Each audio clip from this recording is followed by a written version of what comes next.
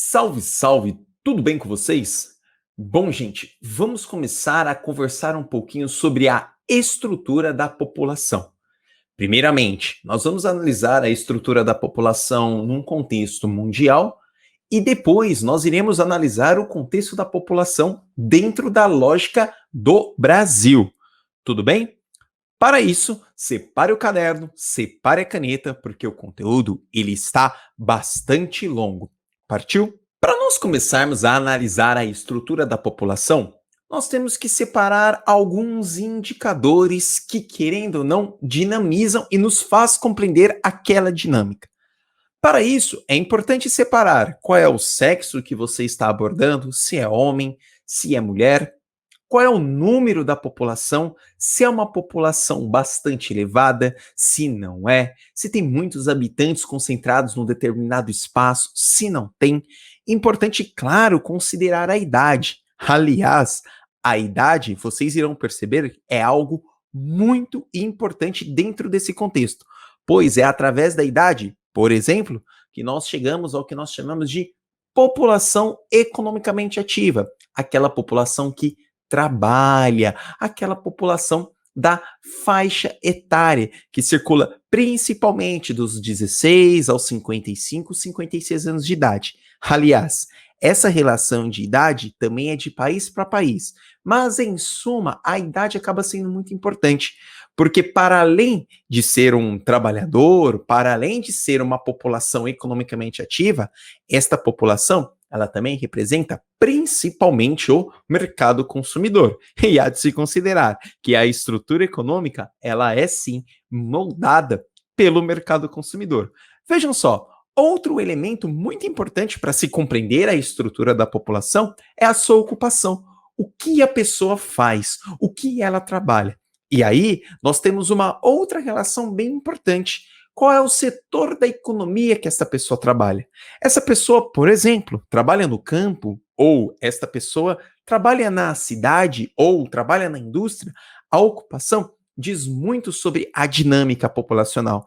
É claro que nós temos que analisar também a sua renda, a sua educação e a sua saúde. Aliás, estas últimas, elas acabam se valendo do índice de desenvolvimento humano. É claro que nós temos outros itens que conversam acerca da estrutura da população. Mas, para iniciarmos a nossa conversa, vamos se fechar aqui nestes itens: sexo, número, idade, ocupação, renda, educação e saúde. Todos esses dados, eles são coletados para análise, tanto quanto do governo, quanto também do regime privado. Querendo ou não, nós sabemos que não são apenas os governos que precisam desses dados. É claro que são os de principal interesse, mas o regime privado também procuram esses dados. Por quê? Em cima desses dados, tanto quantitativos quanto qualitativos, você tem a estrutura da organização social, servindo tanto para o planejamento governamental quanto para o planejamento privado. No caso do Brasil, nós temos um órgão do governo que colhe esses dados, que é o Instituto Brasileiro de Geografia e Estatística.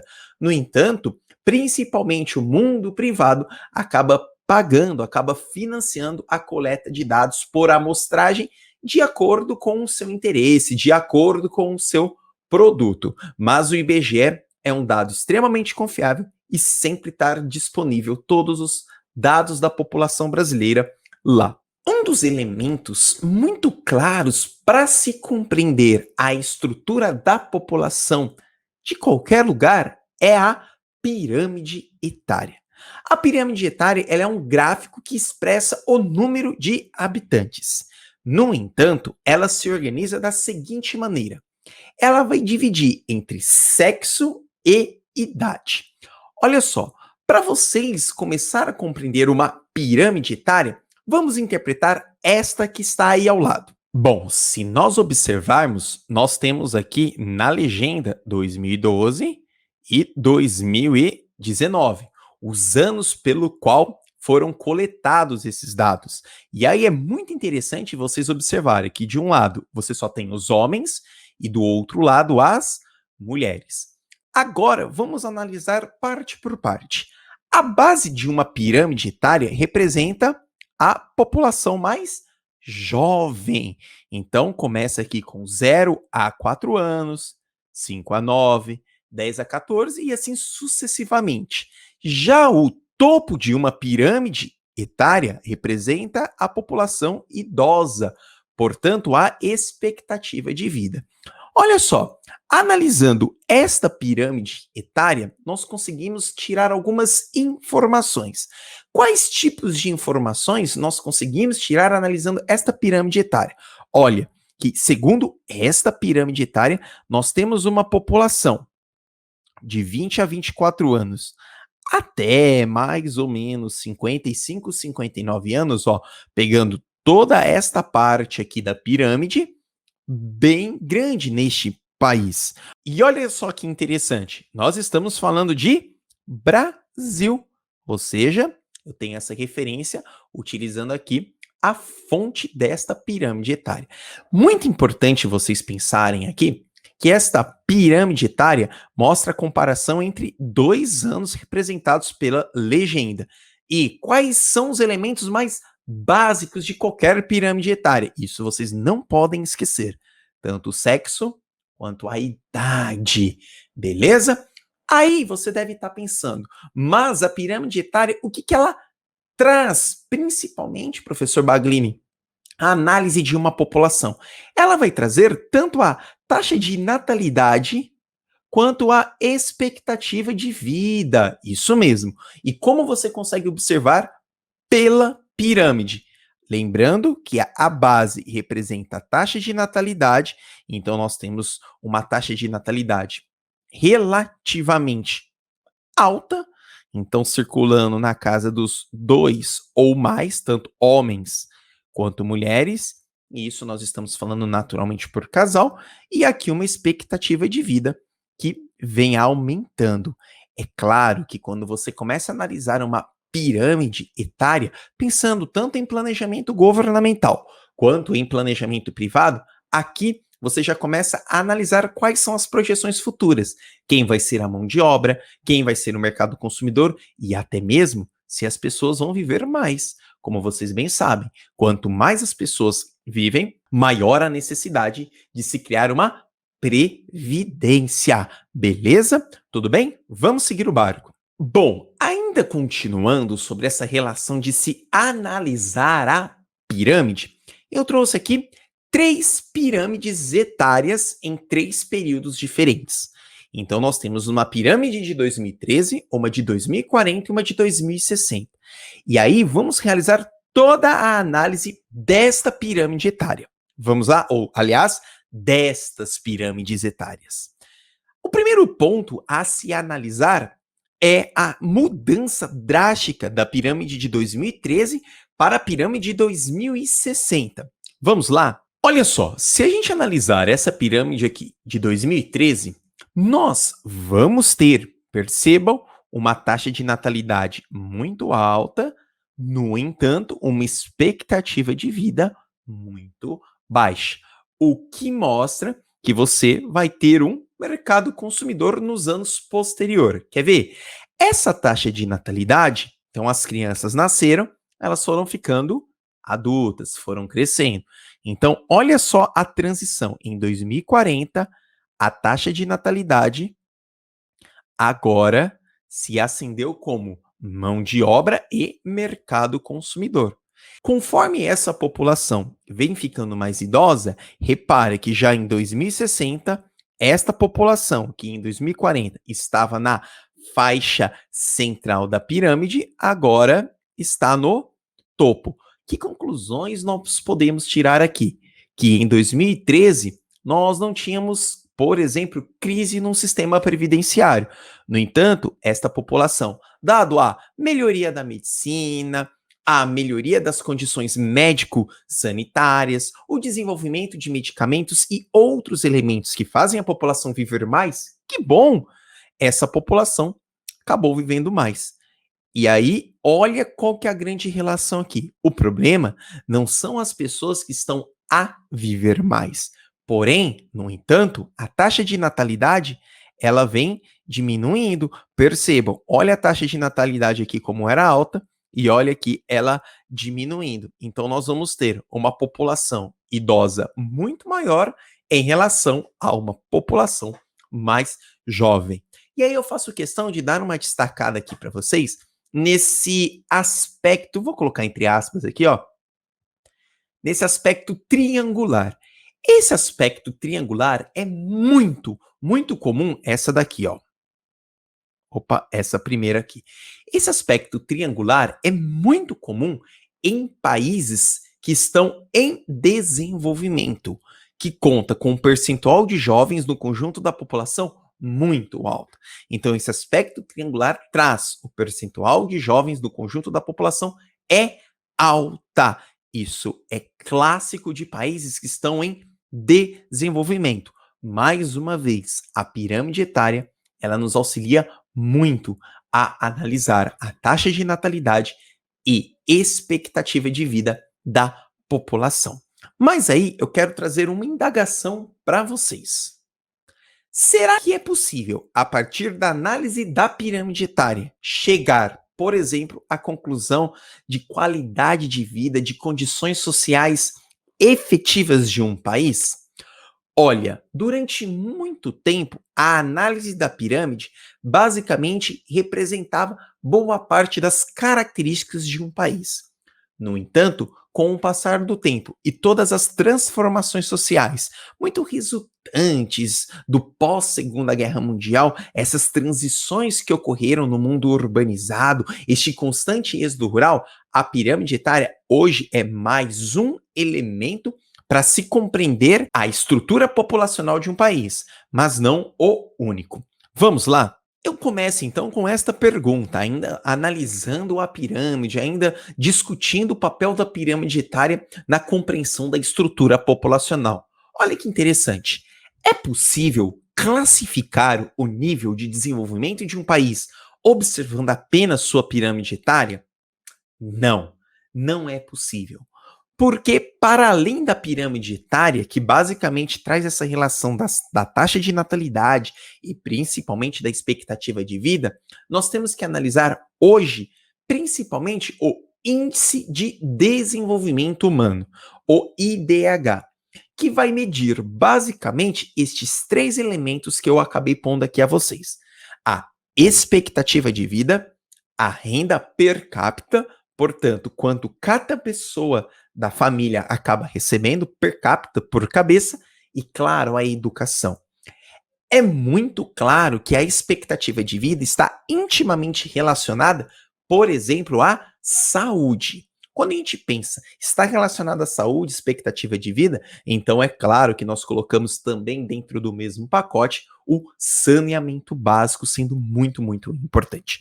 Bom, pensando nisso, vamos analisar este mapa ao lado que mostra o IDH do mundo, o IDH dos países do mundo. Vamos lá? Se vocês observarem, os países de IDH alto, e isso circula de 0,8 a 1000, eles estão basicamente aqui no hemisfério norte. América do Norte, Estados Unidos, Canadá, Europa Ocidental. Muito importante que numa análise, os países que estão na Europa Oriental são países de IDH alto ou médio, não muito alto. Muito importante pensar também que o IDH ele é um instrumento que se mede o índice de desenvolvimento humano, claro, mas sempre de 0 a 1. Então, quanto mais perto do 1, melhor o seu IDH. Se a gente analisar aqui, por exemplo, o Brasil, nós temos um IDH considerado alto. Então, de 0,7 a 0,799, hoje o Brasil ele já está na casa do 0,8. Não sabemos quais serão as projeções efetivas, dado a algumas estruturas sociais que nós estamos a passar. Mas o Brasil, tal como outros países da América do Sul, apresenta um IDH alto. Olha só, o cálculo do IDH é algo muito importante a pensar, porque provavelmente ao olhar esta aula você deve estar pensando: peraí, como assim? O Brasil apresenta um IDH alto, mas eu vejo, por exemplo, pessoas morando literalmente dentro do esgoto. Como isso?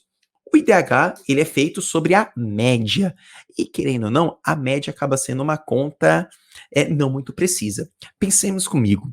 Se você tem uma estrutura de saneamento básico, ainda que não seja tão efetiva, e naquele espaço onde você tem muitas pessoas morando e com uma estrutura de saneamento básico, aquilo vai entrar na conta. Aquela pessoa que não tem acesso nenhum ao saneamento básico, ela entra como zero. Mas como o IDH trabalha a média, a maior parte da população tem acesso, por exemplo, ao saneamento básico. É o melhor saneamento básico do mundo? Não é, mas tem. E é isso, na média, acaba colocando o Brasil no IDH alto. Importante que o Brasil, ele por ser um país continental e também de grande população, os dados aqui sempre têm que ser analisados sobre uma lupa maior e principalmente sobre a região que nós estamos a discutir. Como vocês podem observar dentro deste mapa que eu trouxe a vocês, nós vamos ter muitos países no continente africano, olhem só, que apresentam um IDH baixo. E claro, nós temos alguns países, por exemplo, como a Somália, aqui ó, no chifre da África, que não apresentam dados, dado todo o conflito civil que lá ocorre. Beleza? Então isso é muito importante, porque querendo ou não, o IDH, ele acaba representando, olha só, um papel circunstancial para se compreender a estrutura populacional de qualquer lugar do mundo.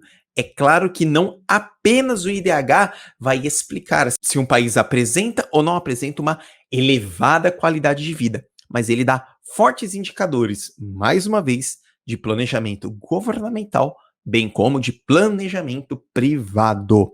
Vamos lá? Para ficar didaticamente mais fácil a nossa compreensão acerca de estrutura da população, eu fiz algumas divisões, e aí vocês irão entender. E a nossa primeira divisão vai abordar as atividades econômicas. Logo você deve estar pensando, poxa, Probaglini, por que atividades econômicas para se compreender a estrutura da população? Vejamos que a distribuição da população mundial está muito relacionado ao tipo de atividade econômica que tu vai exercer. É claro que eu não quero me fechar aqui na nossa aula discutindo a atividade econômica do setor primário, do setor secundário e do setor terciário. Entretanto, é muito importante nós lembrarmos e termos este conceito um pouquinho claro em nossa cabeça. Lembrando que o setor primário está muito relacionado à matéria-prima, ao extrativismo, à produção primária, à agricultura, à pecuária.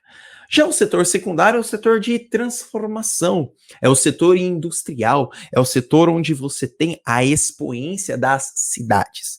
E o setor terciário é o setor de serviços, é o setor do consumo na prateleira do supermercado, é o setor onde a dinâmica econômica acaba acontecendo de maneira muito, muito rápida. E é muito interessante pensar que com este fenômeno da globalização que nós estamos a viver nas últimas décadas, essas atividades econômicas elas são muito interligadas.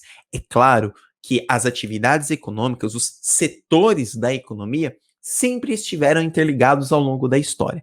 No entanto, com o advento das relações informacionais, muito representados pela internet, pelos meios de telecomunicações, pelos trânsitos de informação que nós temos hoje, esses setores da economia se tornaram muito mais interligados entre eles do que outrora. Vejamos, então, essa interligação entre as diferentes atividades econômicas acaba criando, por exemplo, possibilidades de industrialização e oferta de serviços. Vejamos esta imagem que está aí ao lado, uma colheitadeira. Essa colheitadeira demonstra claramente esta interligação entre espaço rural e espaço urbano. Ou, se a gente transitar agora, pensando em estrutura populacional, entre setor primário e setor secundário e terciário. Essa conexão de serviços acaba criando um novo fluxo populacional, pois muitas pessoas que estavam no espaço primário, que estavam no espaço rural, nos últimos anos, vem praticando um forte êxodo rural, inflando cada vez mais os espaços urbanos. Aí você deve estar pensando, mas isso é bom ou isso é ruim? Aí você tem que colocar uma outra colocação. Os espaços urbanos estão preparados para receber este grande contingente populacional advindo do espaço rural? Bom, não, não estão preparados, porque o campo ele se modernizou de maneira muito veloz nos últimos anos, principalmente no trânsito de década de 60 e década de 70, quando ocorrer a Revolução Verde e o uso muito massivo da mecanização. A colheitadeira, tal como vocês podem observar, é um dos exemplos muito claros. E com esta mecanização do campo, que acaba a produzir muita matéria-prima, muito recurso natural, ele acabou levando-as de maneira bem impositória o deslocamento de grandes populações do campo para a cidade. E essas pessoas que serviam o serviço primário agora estão a servir ou o setor terciário ou o setor secundário. Beleza? Vamos continuando. Pensando nisso, nós vamos então fazer uma análise desta tabela que traz a distribuição da população economicamente ativa em alguns países selecionados. É uma tabela de 2018. Antes de nós analisarmos, a população economicamente ativa é aquela população que produz, é aquela população que trabalha, é aquela população que paga impostos, é aquela população que cria dinamismo econômico para o seu país, pouco importando o setor da economia que ele está. É importante nós pensarmos que, a partir da análise desta tabela, nós vamos conseguir basicamente compreender as características socioeconômicas dos países. Antes de partir para a leitura da tabela, vamos entender que a referência da distribuição da população por setor de serviço e produção tem que basicamente se basear a partir da agricultura. Se o número de trabalhadores na agropecuária for elevada, isso indica que a produtividade do setor é baixa. Se o número de trabalhadores no campo for muito elevado, isso quer dizer que o campo daquele país não é muito mecanizado. E se não é mecanizado, a produção não é muito alta. Eu faço questão de trazer isso porque, ao analisar a tabela, e se você não tem essas informações, você pode correr por uma linha bastante equivocada. Vamos aqui analisar essa tabela? Eu vou fazer uma comparação entre um espaço desenvolvido e um espaço em desenvolvimento. Então vamos pegar aqui o Reino Unido, percebam, ó, Reino Unido. Vamos analisar. Então eu tenho da sua população economicamente ativa trabalhando na agropecuária 1,4. Vou pegar os Estados Unidos, eu tenho 1,2. Quando você analisa isso, o que vem à sua cabeça? Você fala, olha, eles então têm uma agricultura muito fraca, porque você tem poucas pessoas em relação à população economicamente ativa desses países trabalhando na agricultura. Olha, vejamos, se você tem pouca para alimentar toda essa população, você precisa de uma agricultura bem mecanizada. Vamos agora analisar, por exemplo, o Brasil. Veja, nós temos, segundo os dados de 2008 que mostra essa tabela, 93 milhões de pessoas economicamente ativas. Esses dados eles aumentaram um pouco, mas vamos analisar em cima dessa tabela. Desses 93 milhões, olha que interessante, 20% trabalha no campo. E aí é onde que nos traz algumas referências. Espera aí. A agricultura do Brasil, ela não é mecanizada? Vejamos. Ela é mecanizada, mas é uma mecanização muito concentrada. Isso mostra que, querendo ou não, percebam, a produtividade ainda acaba sendo baixa em relação à população economicamente ativa. É claro que, se nós colocarmos o Brasil e comparar com outros países do mundo, o Brasil tem uma grande produção, mas a produção do Brasil é em números absolutos. Quando você faz a relação com a população economicamente ativa, acaba sendo baixa. Vamos pegar aqui, por exemplo, a Uganda. Uganda, um país do continente africano. Veja, e aí é muito interessante, dos 14,5 milhões da população economicamente ativa de Uganda, 82% da sua população está no campo. Se você analisar o gráfico apenas considerando a agropecuária, qual é a primeira impressão que você tem? Que o Reino Unido não produz, que os Estados Unidos não produz, que a Alemanha não produz, que o Japão não produz, a Arábia Saudita não produz. Mas você vai ter aquela referência. Nossa, mas a Uganda produz muito, porque ela produz 82%. Por isso que é importante a gente ter essa informação, principalmente da agricultura, ao ler uma tabela de população economicamente ativa. Porque se ela tem tudo isso, isso é sinal que a sua agricultura não é mecanizada e que boa parte da sua população ainda se encontra no campo. Basta analisar o que nós temos aqui ao lado quando compara a indústria. Veja só, enquanto você tem no Reino Unido 1,4% da população economicamente ativa no campo, você tem 18,2% na indústria. E aí, se você for para a Uganda, você tem 5%. O próprio Brasil, com 14%. Então, isso é muito interessante. Volto a destacar: se o número de trabalhadores na agropecuária for elevada, isso indica que a produtividade é baixa, porque você não vai ter uma agropecuária mecanizada. Beleza? Vamos seguir. Bom, gente, não tem como você falar de estrutura da população, de população economicamente ativa, e não entrar num dos principais problemas deste contexto que nós estamos a discutir, que é a distribuição de renda, e inclusive um assunto muito caro a nós brasileiros.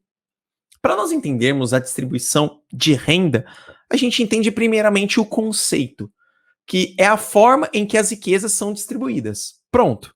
Então, se você tem a riqueza muito concentrada na mão de poucas pessoas, isso significa que você não tem distribuição de renda.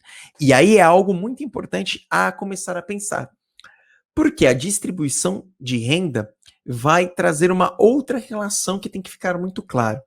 Um país que tem muito dinheiro e representa a potência econômica mundial, necessariamente ele tem distribuição de renda? Não. E aí é muito claro a gente pensar nesse assunto quando a gente fala em Brasil. Veja, o Brasil ele protagoniza entre as 10 economias do mundo. No entanto, nós temos uma distribuição de renda péssima. Nós temos uma concentração de renda muito clara aqui no país. E pensando nessa estrutura populacional, nessa estrutura social que eu venho conversando com vocês, a distribuição de renda ela acaba sendo muito importante na compreensão tanto do planejamento governamental quanto do planejamento privado, tal como eu mostrei. Porque a partir da distribuição de renda que nós temos no país, é onde você vai criar as políticas públicas ou, pensando em lógicas privadas, nas políticas que atendem o mercado, portanto, o lucro. O governo, ele tem que, partindo da distribuição de renda, analisar todos esses critérios que está aí posto. A educação, a saúde, a habitação, o transporte e abastecimento, o lazer. Para tudo isso, ele tem que analisar onde as pessoas estão, qual é a idade das pessoas, qual é a expectativa de vida daquele espaço, qual é a taxa de natalidade daquele espaço, qual é a renda daquele espaço per capita. Por isso que a distribuição de renda ela é muito importante para se compreender a estrutura da população. E para se compreender a estrutura da população, você sim tem que levar os indicadores de desenvolvimento humano, beleza? E aí não só de um ou outro espaço, de todos os espaços. A distribuição de renda, ela também acaba sendo muito importante, principalmente para o planejamento privado das empresas, pois com a distribuição de renda, ela consegue ver, por exemplo, quem tem poder aquisitivo de compra. Ela consegue analisar o poder aquisitivo dos consumidores. E se você tem uma renda muito baixa, você, enquanto empresa, por que vai investir em determinados espaços onde as pessoas não compram? Então, reparem que por mais que tentem, às vezes, separar o poder público do poder privado, ao compreender a estrutura da população e, claro, o planejamento, eles acabam se conectando dentro das mesmas discussões. E também, é claro que dentro do planejamento privado, nós temos que analisar tanto a idade quanto o sexo. Lembrando que quando a gente fala em planejamento privado, nós estamos falando na lógica de produção, nós estamos falando na lógica de venda e, claro, nós estamos falando na lógica de ter lucro. Enquanto empresa, se não tiver do outro lado um planejamento governamental, porque eu vou ficar aqui. Vou apenas pagar as taxas e os impostos e não ter, segundo o planejamento governamental, pessoas para comprar e até mesmo pessoas para trabalhar. E é importante fazer essa relação que as pessoas para trabalhar também está relacionado ao planejamento governamental. Pois eu não quero apenas pessoas para trabalhar, eu quero pessoas qualificadas para trabalhar. Entretanto, para se ter pessoas qualificadas para trabalhar, você precisa de um sistema de educação. E aí é claro que um dos grandes problemas dessa distribuição de renda acaba sendo a concentração de renda. E com esta concentração de renda, ainda pensando na estrutura populacional, nós vamos ter alguns problemas muito sérios. Por exemplo, os baixos salários, e com baixos salários, você acaba tendo dificuldade de acesso à propriedade regular, urbana ou rural. E quando a gente fala propriedade, não apenas em moradia, não apenas em casa, mas em consumo, em produto. O baixo salário não cria um dinamismo econômico, mas isso é resultado da concentração de renda. E isso vai trazer inúmeros problemas sociais, por exemplo, como a marginalização de determinados grupos, não só aqui no Brasil, como no mundo. Um outro grande problema também a se compreender a estrutura populacional é a carga tributária. Por quê? Em países desenvolvidos, a carga tributária normalmente está relacionada ao imposto direto. O imposto direto é aquele imposto que você paga proporcional à sua renda. Então, se você é milionário, você vai pagar um imposto super alto. Se você é uma pessoa de baixa renda, você vai pagar um imposto baixo. No entanto, países em desenvolvimento e, inclusive, aqui no Brasil, o nosso imposto é um imposto indireto, onde você paga por todas as transações. Só que você vai pagar o mesmo valor de que uma pessoa milionária. Portanto, quem vai pagar com as altas taxas não são os milionários, e sim a população mais pobre. Vejamos, imagine que você vai comprar um arroz. Esse arroz ele custa R$ 15. Desses R$ 15, R$ 3 é de carga tributária indireta. Então, se tirasse a carga tributária, o arroz custaria R$ 12. No entanto, você vai pagar esses R$ 3 e o milionário também vai pagar os R$ 3. Porém, você, que é uma pessoa mais simples, você que é uma pessoa de baixa renda, R$ 1.000 tirar R$ 3 faz diferença. Agora, se você tem R$ 1 milhão, tirar R$ 3 não vai fazer a diferença. Como nós discutimos nos slides anteriores o índice de desenvolvimento humano, vamos discutir um outro índice. Esse índice ele vai medir a desigualdade social, que é o índice do coeficiente de Gini. Então, ele também vai medir de 0 a 1.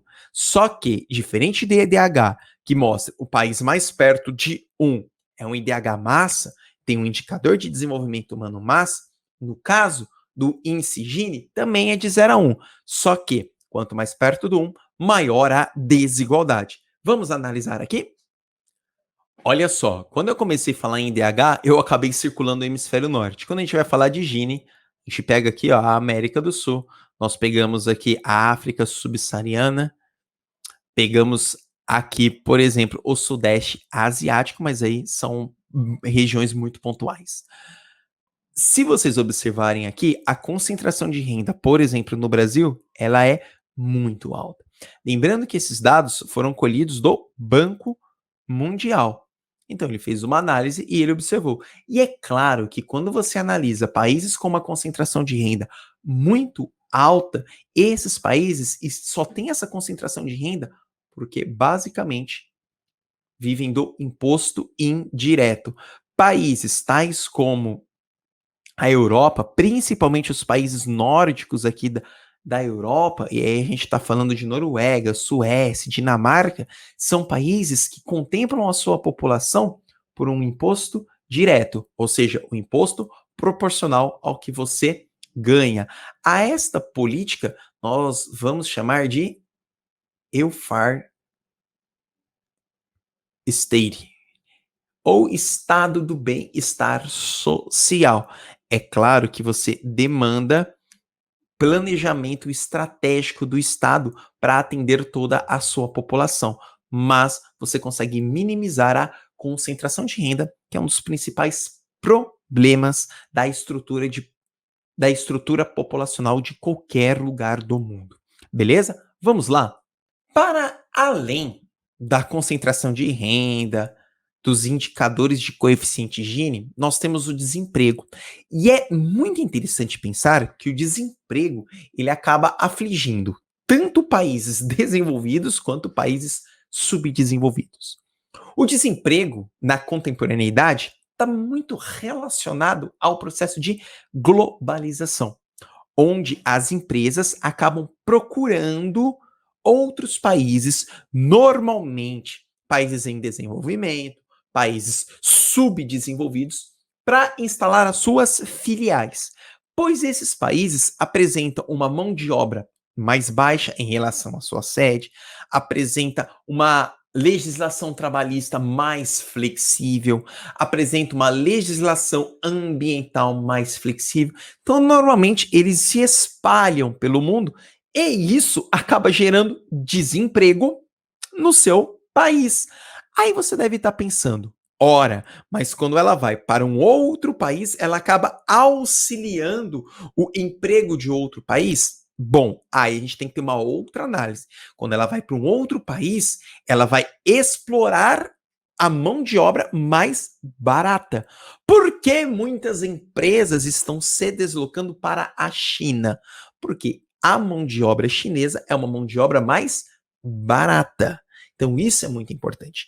Tanto que, se a gente analisar esta imagem que eu trouxe aqui a vocês, é uma fábrica da Apple na China, explorando exatamente a sua mão de obra.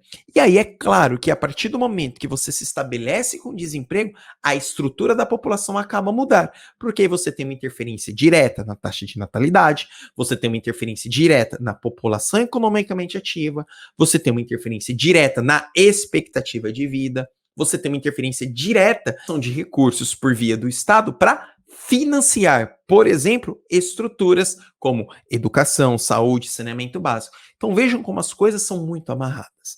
Para além do desemprego, pensando nessa estrutura populacional que eu venho a mostrar para vocês, e mais uma vez, todas muito conectadas, setor primário, secundário, terciário, todas muito relacionadas. Isso é resultado da globalização, isso é resultado da expoência dos fluxos que se consolidou nos últimos anos. Nós vamos ter também o desemprego estrutural, que aí é um desemprego resultado da própria globalização. O desemprego estrutural é aquele desemprego gerado pelo avanço das tecnologias, pelo próprio avanço da modernidade. Então, são empregos que não existem mais, são pessoas que perderam o seu emprego para a máquina, são pessoas que até então colhiam a cana-de-açúcar. Agora não colhem, pois quem faz isso são as colheitadeiras. E aí elas vão inflar as cidades. E quando elas inflam as cidades, elas querem ser absorvidas ou pelo setor secundário ou pelo setor terciário. No entanto, isso não é possível, a não ser que ela se submeta a ganhar baixos salários. Isso quando a empresa não se desloca para outros países, tais como a China. E aí, nós vamos analisar a taxa de desemprego de 2018 para você ver como a estrutura da população mundial é extremamente conflituosa. Vamos lá? Eu quero que vocês analisem, olhando este gráfico, tanto o ponto aqui do Brasil, então o Brasil está em linha amarela, e principalmente do mundo. Se vocês analisarem o desemprego que circula aqui, ó, de 1998 até, 2010, o Brasil ele acompanhou basicamente o mesmo fluxo de emprego e desemprego mundial. No entanto, a partir de 2014, o Brasil passou a ter um salto muito grande em relação ao mundo do desemprego.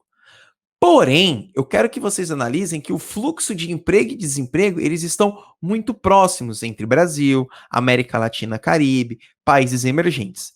Dentre os principais países emergentes, nós sempre temos que lembrar aqueles BRICS: o Brasil, Rússia, Índia, China e South África, BRICS, que são os principais países emergentes do mundo.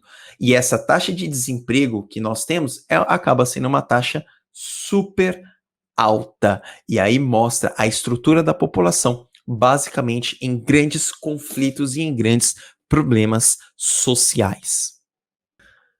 É isso aí, pessoal. Muito obrigado por ter acompanhado esta aula inicial de estrutura da população. É claro que para nós compreendermos a estrutura da população do Brasil, embora eu utilizei o Brasil em vários momentos, nós temos sim que compreender a estrutura da população mundial. Beleza? Nessa aula eu